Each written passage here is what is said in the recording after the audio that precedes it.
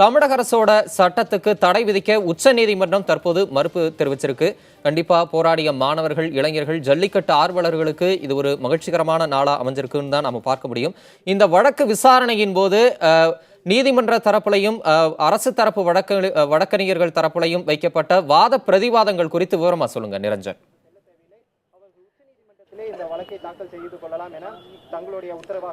தம்பி தமிழரசன், இன்றைய தினம் உச்சநீதிமன்றத்தில் ஒரு மிக பரபரப்பான சூழ்நிலையில் தான் சரியாக 3:30 மணி அளவில் இந்த விசாரணையானது தொடங்கியது. 4 மணிக்குள் உச்சநீதிமன்றத்தின் அலுவல்கள் நேரம் முடிந்துவிடும் என்றாலும் கூட இந்த வழக்கின் முக்கியத்துவம் கருதி இவ்வளவு நேரம் கால நீட்டிப்பானது செய்யப்பட்டிருக்கின்றது.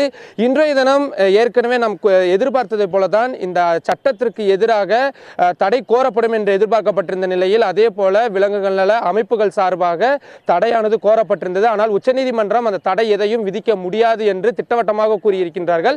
அது மட்டும் இல்லாமல் மிக முக்கியமானதாக இதில் பார்க்க வேண்டியது என்னவென்றால் 2014ஆம் ஆண்டு ஜல்லிக்கட்டிற்கு தடை விதிக்கும் வகையில் உச்சநீதிமன்றமானது ஒரு தீர்ப்பினை வழங்கியிருந்தார்கள்.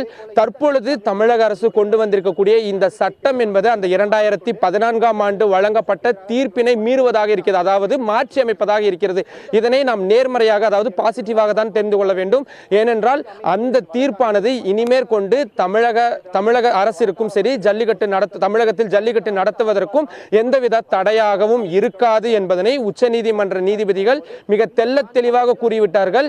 எனவே இனிமேற்கொண்டு உச்சநீதிமன்றம் பழைய நீதிமன்றத்தின் உத்தரவுகளை காரணம் காட்டி இந்த ஜல்லிக்கட்டிற்கு எதிராக தடை விதிக்கும் வகையிலான தீர்ப்பினை வழங்குமா என்பது இனிமேல் கொண்டு அந்த மாதிரியாக நடப்பதற்கு வாய்ப்பே இல்லை.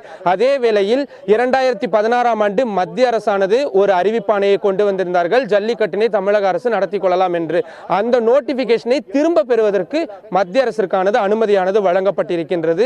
அதே போல ஜல்லிக்கட்டு அனுமதி அளிக்கும் தமிழக அரசின் அந்த சட்டத்திற்கு எதிராக மனு தாக்கல் செய்பவர்கள் செய்து கொள்ளலாம். ஏற்கனவே மனு தாக்கல் செய்திருந்தால் அந்த மனுவில் சிறு சிறு மாற்றங்களை மேற்கொள்ளலாம் என்ற அனுமதியும் வழங்கப்பட்டிருக்கின்றது. இது தொடர்பாக 6 வார காலத்திற்குள் தமிழக அரசானது பதிலளிக்க வேண்டும் என்றும் கூறப்பட்டிருக்கின்றது. எனவே இது எந்தவிதமான பாதிப்பையும் இதுவரை ஏற்படுத்தவில்லை, இனி ஏற்படுத்தவும் போவதில்லை என்பது மட்டும்தான் தெரிகின்றது. மிக தெளிவாக கூறியிருக்கின்றார்கள் உச்சநீதிமன்றத்தில் சட்டம் அனைத்துமே சரியான விதிமுறைகளை பின்பற்றி கொண்டு வரப்பட்டிருக்கிறது என்பதை அதனை உச்சநீதிமன்றமும் ஏற்றுக்கொண்டிருக்கின்றார்கள். எனவே தற்பொழுது வரை ஜல்லிக்கட்டானது சரியான பாதையில் தான் சென்று கொண்டிருக்கிறது. தம்பி தமிழரசன்.